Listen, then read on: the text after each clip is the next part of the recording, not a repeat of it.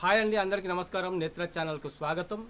అయితే నిన్న అసెంబ్లీలో మంత్రివర్యులు గౌరవనీయులు పొంగులేటి శ్రీనివాసరెడ్డి గారు ఒక ప్రకటన అనేది చేశారు. అది ఏంటంటే ఇప్పటికే ప్రభుత్వము నిర్మించి ఉన్న ఇండ్లను L2 లిస్టులో ఉన్న వారికి ఇస్తామని తెలపడం అంటూ జరిగింది. అయితే ఇది L2 లిస్టు డైరెక్ట్గా నేరుగా కలెక్టర్లకే వెళ్తుంది.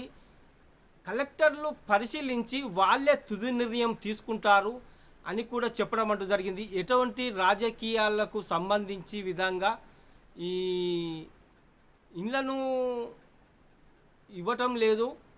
డైరెక్ట్గా కలెక్టర్లకే లిస్టును అనేది పంపిస్తాము. కలెక్టర్లు చెప్పిన విధంగానే ఎవరైతే అర్హులో వారికే డైరెక్ట్గా ఇళ్లను అనేది ఇస్తామని తెలపడం జరిగింది. లిస్టు కూడా కలెక్టర్లకు వెళ్ళినట్టుగా సమాచారము. అయితే ఇది కొన్ని పూర్తయినాయి, కొన్ని అసంపూర్తిగా ఉన్నాయి. ఈ అసంపూర్తిగా ఉన్నవి కూడా లబ్ధిదారులకు నేరుగా ఇవ్వడానికి తెలంగాణ గవర్నమెంట్ సిద్ధపడ్డది. అసంపూర్తిగా ఉన్న ఇండ్లను ఎవరైతే లబ్ధిదారులు ఎంపిక అయి ఉంటారో వారికి నేరుగా ఆ ఇంటి నిర్మాణానికి ఎంత ఖర్చు అవుతుందో వారి అకౌంట్లో డబ్బులను వేస్తామని తెలపడం జరిగింది. అయితే ఇది ఒక మంచి శుభకరమైన విషయం అని చెప్పుకోవచ్చునండి. చాలామందికి ఇల్లు లేక చాలామంది ఉన్న విషయం అందరికీ తెలిసిన విషయమే. నిరుపేదలకు, అలాగే గిరిజనులకు, అలాగే వికలాంగులకు 5% ఈ విధంగా ఫస్ట్ ఎంపిక అనేది భూమి లేని వారికేనండి. ఈ L2 లిస్టు అంటే ఇల్లు కట్టుకోవడానికి భూమి లేని నిరుపేదలకు మాత్రమే అండి.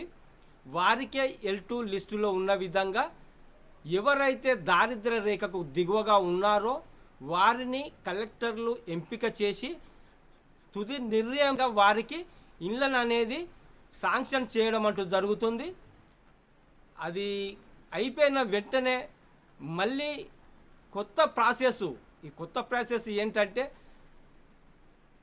ఎవరికైతే ఈ L2 లిస్టులో పూర్తిగానైతే అందరికీ రావనే విషయం తెలుసు. మిగతా వారికి భూమిని చూపించి వాళ్లకు ఇల్లు కట్టించే ప్రయత్నము త్వరలోనే చేస్తామని కూడా పొంగులేటి శ్రీనివాసరెడ్డి గారు గౌరవనీయులు మంత్రి తెలపడం అంటూ జరిగింది. ఇది ఈ ఉగాదికి అందచేస్తామని కూడా తెలపడం జరిగింది. కలెక్టర్లే తుది నిర్ణయము.